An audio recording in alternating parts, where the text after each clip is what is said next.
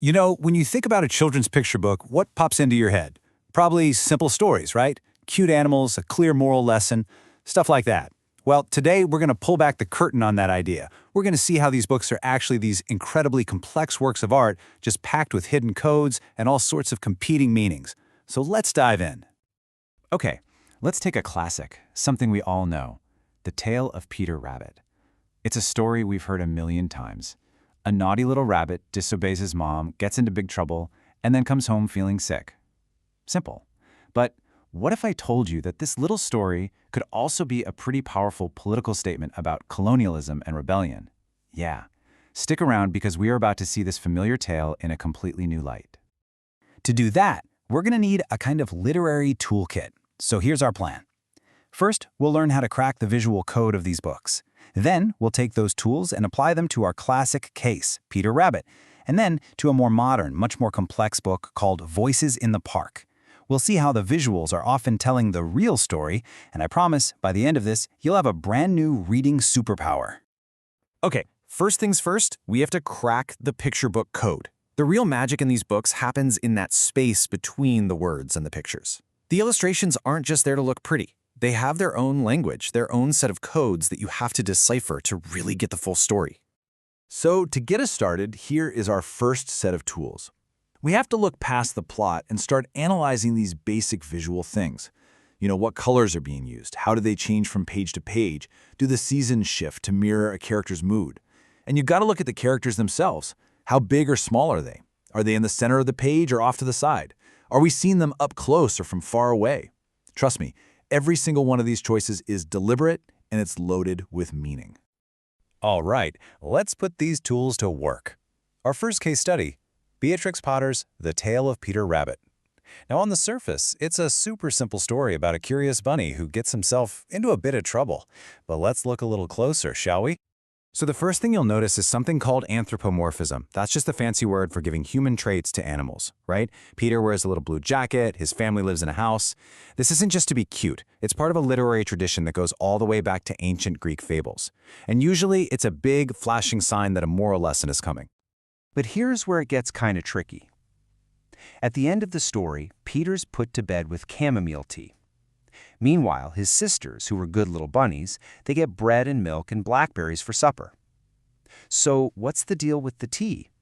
Is it a loving remedy from his mom because he's sick, or is it a punishment for being disobedient? The book is famously ambiguous here. It just doesn't give us a clear answer.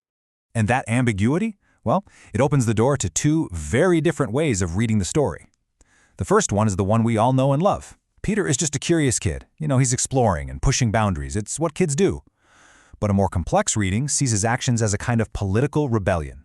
He isn't just stealing a few carrots. He's challenging the whole idea of private property. And this is where we get into that deeper critique. In this interpretation, Mr. McGregor's garden, with all its neat little rows and fences, it represents an artificial human order that's been forced onto the natural world. He's the colonizer. And Peter the rabbit? Well, he represents the colonized, pushing back against this idea that nature can be owned and controlled by someone. All of a sudden, that little blue jacket seems a whole lot more revolutionary, doesn't it? Okay, so now let's jump to our second case, Anthony Brown's Voices in the Park. If Peter Rabbit had a hidden layer of complexity, this book just puts that complexity right out there on the surface for everyone to see. It's a postmodern puzzle where one single event has many, many truths. The key concept we need to understand here is polyphony. Now, unlike a traditional story with one single narrator telling us exactly what happened, polyphony gives us a whole diversity of voices.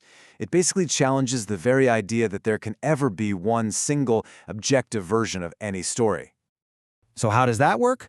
Well, in Voices in the Park, one single event, a trip to the park, is told from four completely different perspectives. We get to experience the exact same walk, the same afternoon, but we see it through four totally separate realities. And the author uses every single tool in the box to build these perspectives. It's not just the words they use. The very font that's assigned to each character tells a story. The formal upper-class mother, she gets a tall, refined font. The worried, working-class dad gets a bold, rounded one. The timid little boy's font is thin, it's barely visible, which is a perfect contrast to the fun, hearty font of the cheerful little girl, Smudge. And what this all shows is that truth isn't some absolute thing. When you take the exact same event and you filter it through the lens of age, gender, social class, and even just the mood someone is in, you don't just get different opinions, you get 4 entirely different stories. Reality itself actually changes depending on who's looking at it. But we're not done yet. The analysis doesn't stop with text and fonts. With Voices in the Park, the visuals are doing some of the absolute heaviest lifting, revealing things the characters themselves would never ever say out loud. Which brings us to a huge, kinda obvious question. Why on earth are all the characters gorillas? It's a very specific, and let's be honest, a very strange choice. Why not just draw them as people? The answer is just brilliant. By making all the characters animals, the author forces us to drop our real-world biases. We can't immediately judge them based on race or other physical cues we're used to. It completely neutralizes our prejudices and makes us look for other artistic clues to figure out who these characters are. And those clues, they are everywhere. The artistic style literally changes with each narrator, putting those visual tools we talked about earlier to work. So when the formal mother is narrating, the seasons look bleak and wintry. But when the cheerful kids are playing, boom, suddenly it's summer. We see these bizarre, dreamlike images like trees shaped like fruit, or gorilla statues in swimming trunks that show us a character's inner thoughts. Even the borders around the pictures tell a story. The rigid mother's pages have sharp, clear borders, while the unemployed father's pages have no borders at all. So, after looking at these 2 really different books, what have we learned?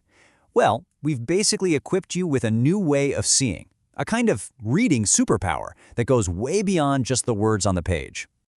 So let's recap your new literary toolkit. Number 1, you now know to crack the visual code, analyze the colors, the scale, where characters are placed. 2, you can spot ambiguity and look for multiple, even conflicting meanings in what seems like a simple story. 3, you can uncover multiple voices and see how perspective literally shapes reality. And finally, you know how to decode artistic choices, questioning everything from the font style to why a character is drawn as an animal in the first place. When it comes down to it, the key takeaway is this. The next time you pick up a children's book, don't just dismiss it as simple. See it for what it really is, a complex work of art, a sophisticated puzzle box of words and images, just packed with hidden meaning that's waiting for you to discover it. With this new superpower, all the books on your shelf or on your kids' shelves are suddenly filled with brand new possibilities. So the only question left is, what secrets are you going to find now?